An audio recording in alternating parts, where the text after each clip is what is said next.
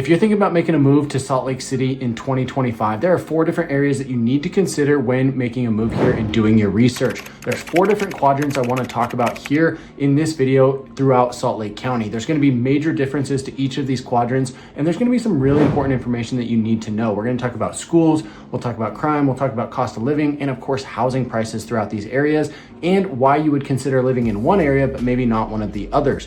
In this video, we're going to cover it all. We're going to break it all down and give you the information that you need to know.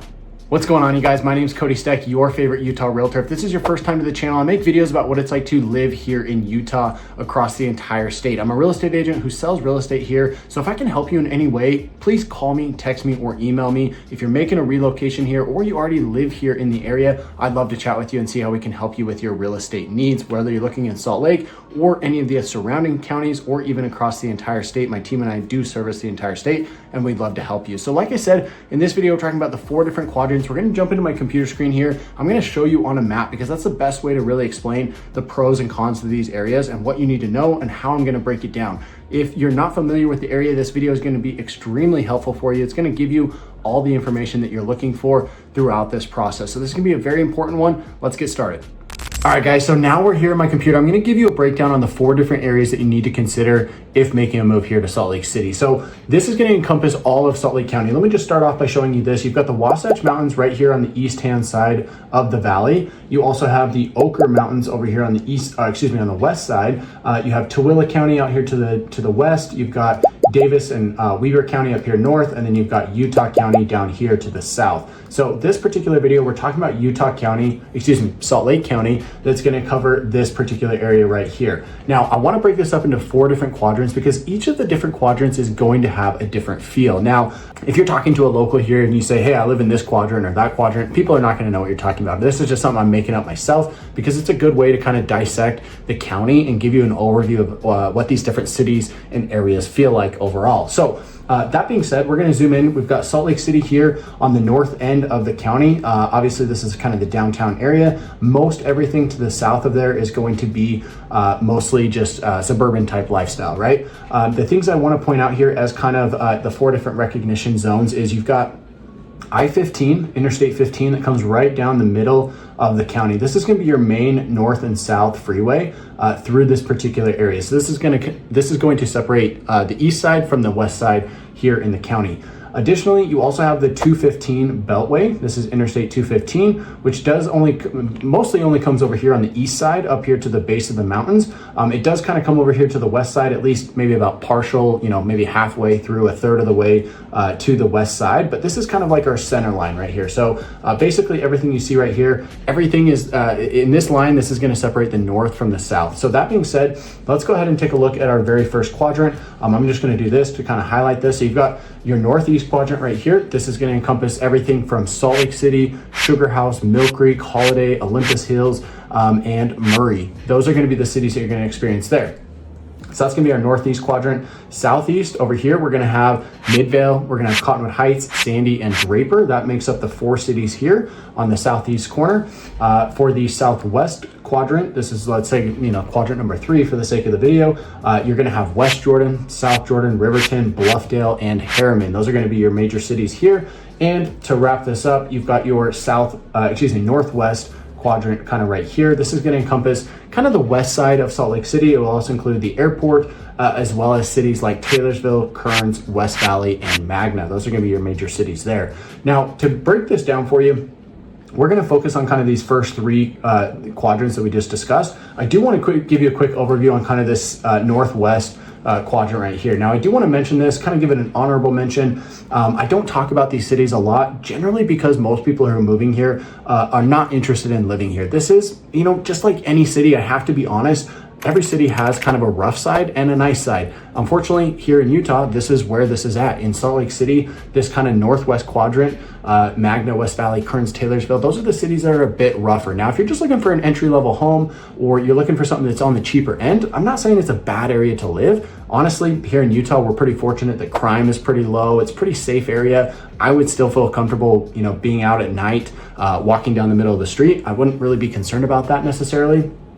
But It is an area that most people that I talk to from these videos, most of them are not looking to live in this particular quadrant. The home prices are a little bit lower, but it's going to be reflective of kind of the neighborhood quality that you find there. The schools are not great. There is shopping, there is all of your daily amenities that you're going to need. So I do want to mention that. There is also worth mentioning that there is some pretty big growth going on here in Magna and West Valley. There's a lot of new construction homes going in here. So this could be an area that's worth considering if you're looking for something that's a little bit cheaper, but you still want new construction, but maybe you don't want to pay the higher prices that you find elsewhere. So something worth mentioning about this particular area, but for the sake of this video, we're going to kind of focus on these other quadrants because I think they're more relevant to the people who actually end up watching these videos. So with that being said, let's jump over here and take a look at kind of this northeast quadrant. So as I mentioned, let's go ahead and zoom in a little bit. If we zoom in just a little bit here, you're going to have Salt Lake City right here on the north end of town. This is where you're going to have the Capitol. You're going to have, kind of your high-rise buildings. This is the downtown area right here in this zone. You've also got the University of Utah right here up in the northeast corner. I don't know why the text looks weird. There we go.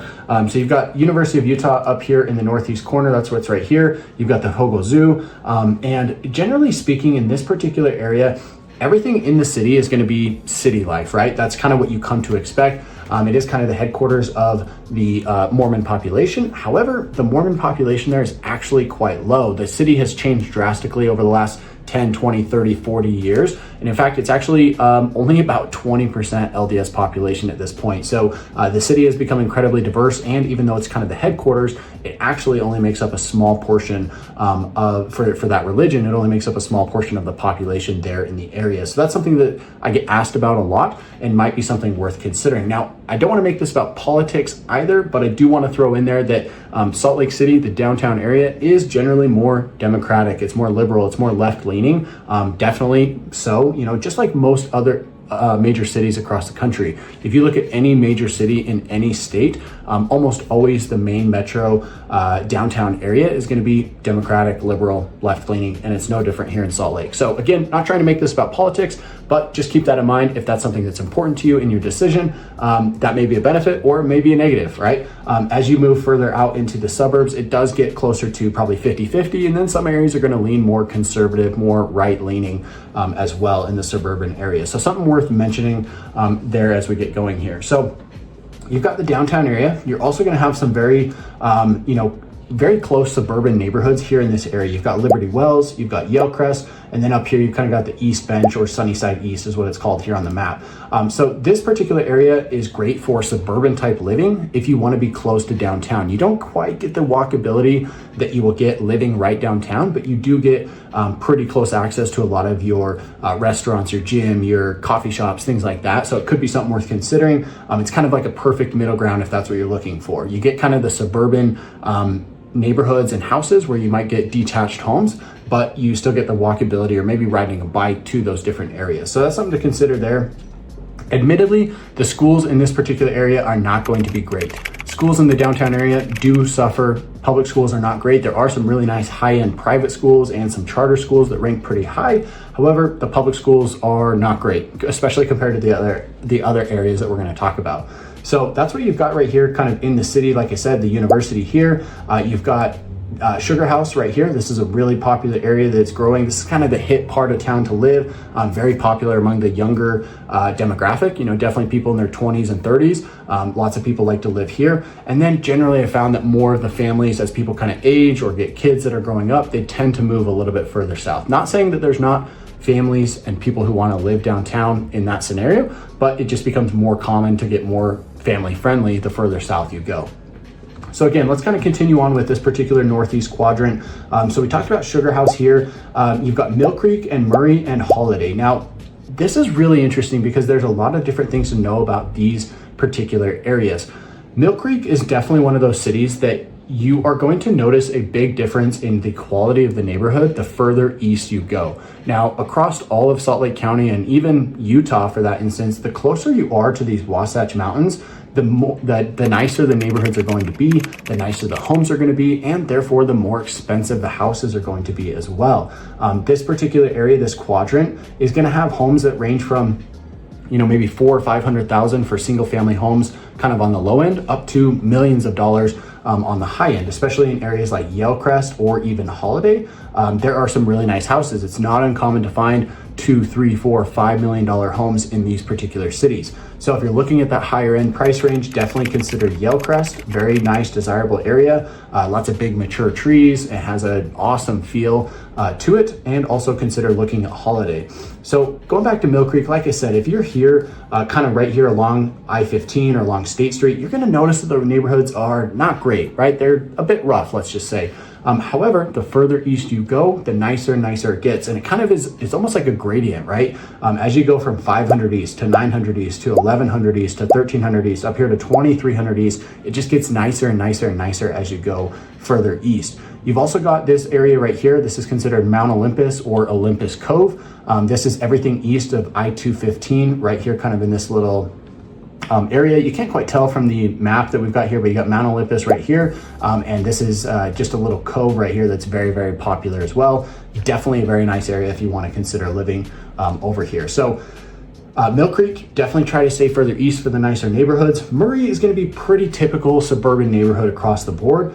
Let's talk a little bit about Holiday. Holiday is a very interesting area because it kind of sits right here in this southeast portion of this particular quadrant that we're making up, but it's a very, very nice area. I spent a couple of my teenage years growing up in Holiday. I actually attended one of the high schools in this area.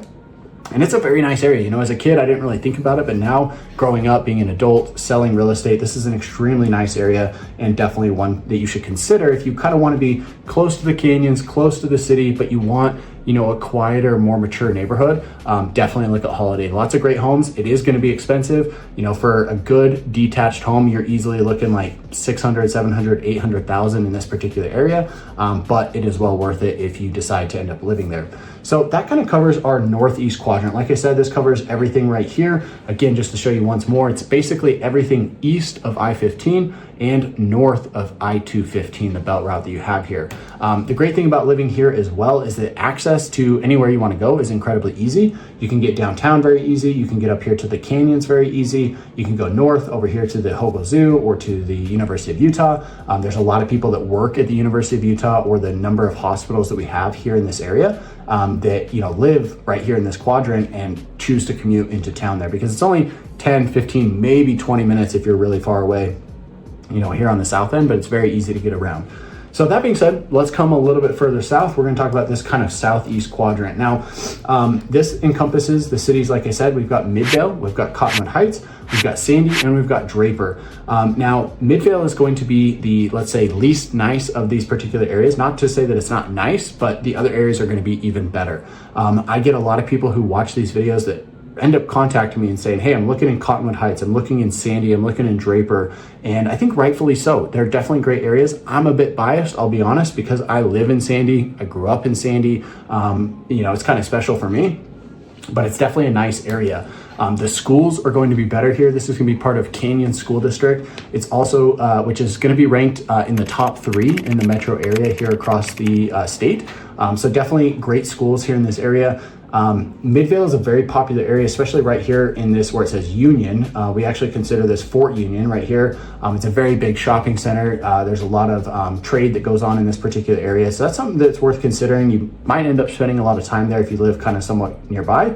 And as you move further east, you know, especially Cottonwood Heights, I would say Cottonwood Heights is definitely mostly suburban type living. It's mostly houses, you know, some small trade areas where people are going to have, you know, where there's going to be a coffee shop or a restaurant or some fast food places, grocery store, things like that. But mostly suburban here. The great thing about Cottonwood Heights and even this east part of Sandy is that you're so close to Big and Little Cottonwood Canyon. So if you're a skier, a rock climber, a hiker, you want to do any of that, this is definitely a great spot to live because you can be in the canyons in like 5 or 10 minutes. So it's incredibly easy to get there from this particular area. Moving a little bit further south, talking about Sandy and Draper, the other thing I want to mention here is that as you move further south, the homes get newer, they get bigger, and sometimes they get more expensive. Again, talking about being further east, closer to these canyons, this is going to be more expensive up here along the east-hand side. Whereas if you go west or you're right here along I-15, it's generally going to be cheaper. As you move further south into, let's say, Sandy or into Draper, the homes get newer and they get bigger. So in Sandy or Draper, it's not uncommon to find homes that are 2,500 square feet, 3,500 square feet, 5,000 square feet. It's pretty common, right? It depends on the price range. Of course, it's going to be higher prices for those bigger homes, but they get much more common in this particular area. Home prices here, you can find a single family home for probably about 500 to 600,000 on the very low end. But single family homes will range from, $1 million, $2 million, $3 million, all the way up. You can find pretty much just about anything depending on where you look. The median price in these particular cities is going to be somewhere about $650 to $750 for homes across the board. But like I said, great schools, great suburban type living, overall just a really fantastic place to live. I personally like living here because you get more mature neighborhoods. I've mentioned this on my videos. If you've seen any of my other videos, you get big mature neighborhoods. They're mostly built out. You get bigger lots on the houses, and you just kind of get this sense of it just feels comfortable. It feels like home. It doesn't feel like a city that's like still under construction where there's trucks and, construction and just chaos going on everywhere. That being said, let's talk about our southwest quadrant that does kind of have some of that, right? So the newer part of town, we're going to zoom out here. Let me just go not like that. So again, we just covered the southeast quadrant right here. We are going to talk about the southwest quadrant right here. So again, this is West Jordan, South Jordan, Riverton, and Bluffdale, as well as Harriman. You also have Daybreak right here. Daybreak is technically a part of South Jordan, but it's a massive development. Honestly, it'll probably end up becoming its own city at some point in the future, just because you can see there's so much more land out here yet left to be built on. But Daybreak, is right here, currently a part of South Jordan, the city. So if we zoom out just a little bit, so backing up just a little bit, if we zoom out right here, the further south you move, the nicer it gets in this particular area as well. West Jordan is pretty nice. If you go to South Jordan, it gets better. Riverton's gonna be nice. Bluffdale's even nicer, and same thing with Harriman. Now there's gonna be pockets where you have really nice homes. You have homes that are more like entry level, let's say. So you can find a variety of homes in this particular area. But generally speaking, the further south you go, the nicer it gets. Now, this whole particular area is going to be a part of Jordan School District. Again, one of the top 3 in our metro area. So you can't go wrong with Jordan School District. The schools are going to be very nice here. I would argue that the demographic here generally trends a bit younger. This is the newer part of town, so there's a lot of families out here. There's a lot of kids, and there's a lot of family-friendly things to do. That's not to say that you're not going to find that in Sandy, like in the southeast quadrant, because you will find lots of kids in Sandy, Draper, Cottonwood Heights as well. But I just think there's a higher number on the west side of town compared to what you have over here on the southwest quadrant. So lots of kids all over. That's one thing to know about Utah if you don't already. We have the highest number of kids per family per capita. Here, I think we're actually number 1 in the country for number of kids or family size across the board. So taking a look at that, there's going to be tons of kids everywhere. Schools here are great. Home prices are going to be slightly cheaper than what you might find on the east side. Like I said, the east side is more expensive because of the access to the canyons and to the mountains. It has become more expensive. Plus, it's just kind of the older, more built out area where there's not a lot of land left to build on. So the west side is a bit cheaper when it comes to housing. Median home prices here, again, probably still going to be starting at about $500,000 for a single family home detached. Median home price is about $600 to $650, and then you will find homes that are going to be $1 million, $2 million, $3 million, right? You can find those homes pretty much anywhere you look, but they are going to be newer across the board. Most of this entire area was built within like the last 20 years. South Jordan, there is some houses here that are going to be from the 90s or even the 80s, but especially talking about like Harriman or Bluffdale, almost, I would argue probably 80% of the houses that are here were all built in the last 20 years. So it's an incredibly new area. There's a lot of growth happening here across the board. West Jordan, you can see here, is mostly suburban, residential. You do have a small airport right here. There's also a small military operation here. If we scroll further down, you've got Daybreak and South Jordan right here. Again, mostly residential going on here. And then you've got Harriman, which is kind of tucked up in the corner here. Lots of great houses. Harriman, again, just barely built like in the last 20 years. It's crazy to see the growth that's happened there even in just the last 5 or 10 years. And then you have Riverton and Bluffdale. The great things about these two cities is that you're going to find bigger lots here and you can find nicer homes. So you get a bit more space, you get a bit more privacy. Some of the negatives to living in this area is you're going to have what I would call an immature neighborhood. There's not a lot of big trees. A lot of the neighborhoods are kind of cookie cutter, if you will. Like if we just zoom in here and take a look at some of these houses, I mean, you can see, you know, these houses, these neighborhoods are very cookie cutter, right? They're big PUD, planned unit developments with subdivisions, and that's pretty much it across the board. You can see pretty much everything here is built in that way. You know, for here in Riverton, same thing in Bluffdale. Bluffdale has a bit more farmland, so it is a bit more spread out, as you can see, but definitely Harriman, you know, is definitely a big planned unit development across the board. You can see that everything here would be kind of considered cookie cutter for what you expect in this area. So for some people that's going to be good. For other people, they're going to hate that. So something worth considering here, mostly planned unit developments, big neighborhoods, still waiting for the trees to grow in for the rest of the land to be developed. There's going to be some construction around town, and it's just growing like crazy. The other thing I want to mention is there's a lot of construction going on here along Mountain View Corridor, as well as in Bangor Highway, which is this right here. So there's still going to be a lot of construction kind of across the board. But that being said, yeah, this is the area that, you know, the Southwest quadrant that we want to talk about. So let's just do a quick recap. As always, guys, if I can help you in any way, please reach out, call me, text me, email me anytime. My information's here on the screen. I love hearing from you guys. If you're looking to buy, sell, or invest in real estate, I'd love to help you along in that process. With that said, we've got the Northeast quadrant right here. Let me pull up this little map thing. We've got the Northeast quadrant here. You've got your Southeast quadrant right here. You have your Southwest quadrant right here, and then the Northwest right over here. So lots of good things and bad things about each individual area, just depending on what you're looking for, right? I'm not going to be the person that says, oh, this area is perfect, you have to consider this area. There's going to be pros and cons to every single area and things that you have to consider based on what works for you, for your family, and for your financial bottom line. So if I can help in any way, reach out. Thank you guys so much for watching. We'll catch you in the next one.